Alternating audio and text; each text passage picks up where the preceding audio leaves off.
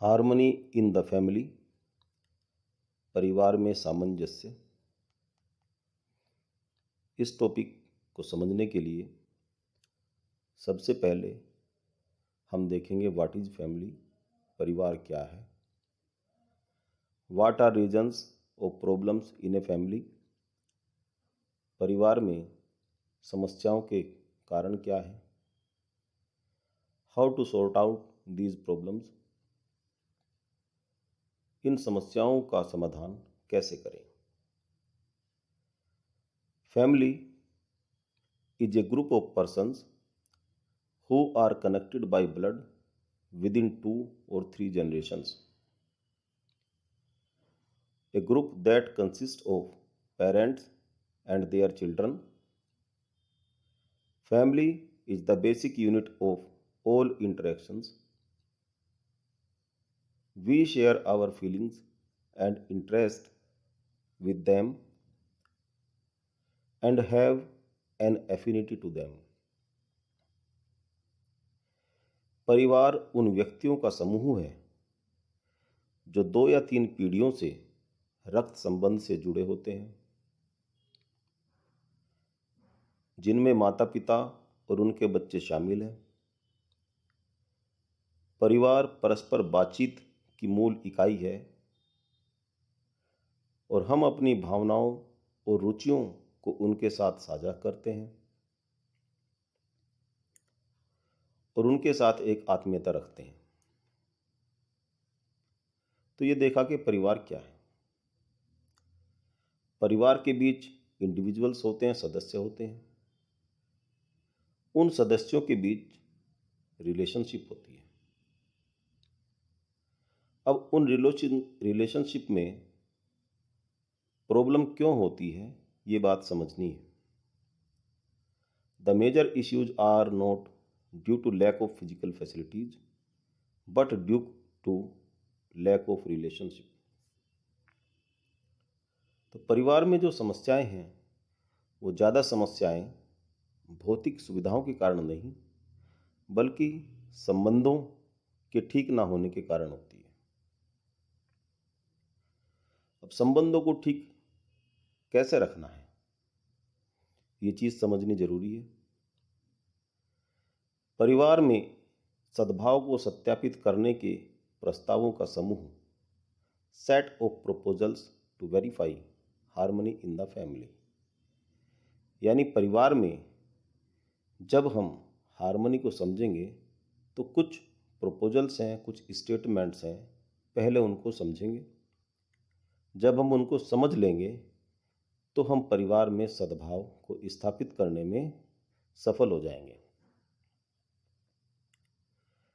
पहला स्टेटमेंट क्या है? कोई भी रिश्ता परिवार में पहले से मौजूद होता है जो एक स्वयं और दूसरे स्वयं के बीच होता है। Relationship is and it exist between one self and the other self.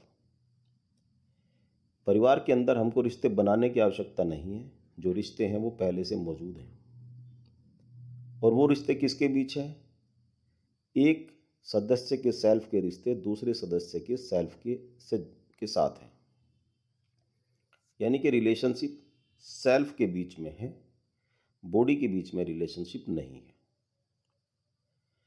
दूसरा क्या स्टेटमेंट है? स्वयं की एक रिश्ते में भावनाएं होती है, यानी कि सेल्फ के रिश्ते में भावनाएं होती है।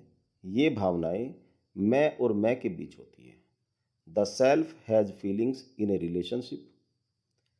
These feelings are between one self and another self. तो रिलेशनशिप में जो फीलिंग्स हैं वो भी सेल्फ के बीच है, ना कि बॉडी के बीच। अब ये भावनाएं क्या है?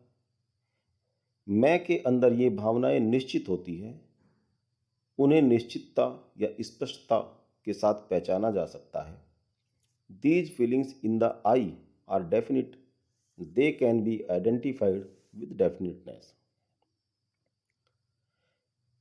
यानी कि ये जो भावनाएं हैं ये निश्चित हैं और इन्हें पहचाना जा सकता है। कौन सी भावनाएं हैं? 9 फीलिंग्स होती हैं। पहली है ट्रस्ट। ट्रस्ट के ऊपर मैंने पहले वीडियो बनाया है, उसको आप देख लीजिए। दूसरी रेस्पेक्ट, उसके ऊपर भी एक वीडियो ऑलरेडी बनाया जा चुका है, उसको आप देख सकते हैं। फिर affection, care, guidance, reverence, glory, gratitude, love, ये 9 फीलिंग्स हैं। इनके ऊपर भी वीडियो बना हुआ है, उसको आप देख सकते हैं। वहाँ पर आपको इनके बारे में डिटेल में डिस्कशन मिलेगा। तो ट्रस्ट यानी कि विश्वास, रेस्पेक्ट यानी कि सम्मान, अफेक्शन यानी कि स्नेह, केयर यानी कि ममता, गाइडेंस यानी कि वात्सल्य, रेवरेंस श्रद्धा, ग्लोरी गौरव, ग्रेटिट्यूड कृतज्ञता, लव प्यार। ये 9 भावनाएं स्वयं के अंदर होती हैं, सेल्फ के अंदर होती हैं, सभी के सेल्फ के अंदर होती है। इनको पहचानना और इनकी पूर्ति करना ही आवश्यक है। We mainly focus on fulfilment of physical facilities and ignore feelings. हम सामान्य तौर पर देखते हैं कि परिवार में हम भौतिक सुविधाओं की पूर्ति करते रहते हैं और हम समझते हैं कि भौतिक सुविधाओं की पूर्ति करने से सब कुछ हो चुका है, अब हमें किसी दूसरी चीज़ की आवश्यकता नहीं है, और फीलिंग्स को इग्नोर करते हैं। जबकि रिलेशंस में फीलिंग्स बहुत महत्वपूर्ण हैं। फिजिकल फैसिलिटीज़ केवल बॉडी की नीड्स को पूरा करती हैं और सेल्फ की नीड्स को पूरा करने के लिए फीलिंग्स को समझना और उनको फुलफिल करना आवश्यक होता है। तो 3 स्टेटमेंट हमने समझे।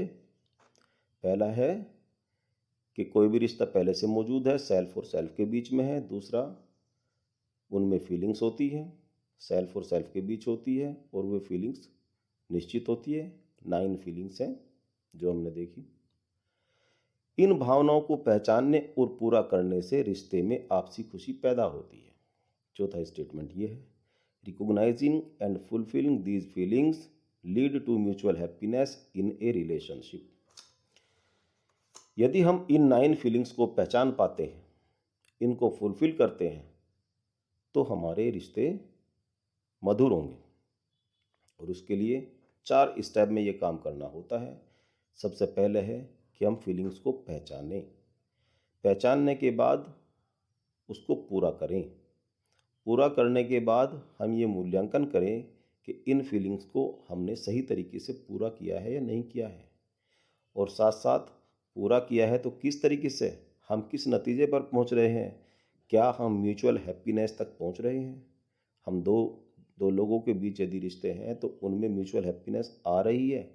यदि आ रही है तो ठीक है, यानी कि recognition, fulfilment, evaluation and mutual happiness. यदि ये 4 स्टेप पूरे हो रहे हैं हर फीलिंग में, तो इसका मतलब क्या है कि हमने न्याय कर दिया संबंधों के बीच।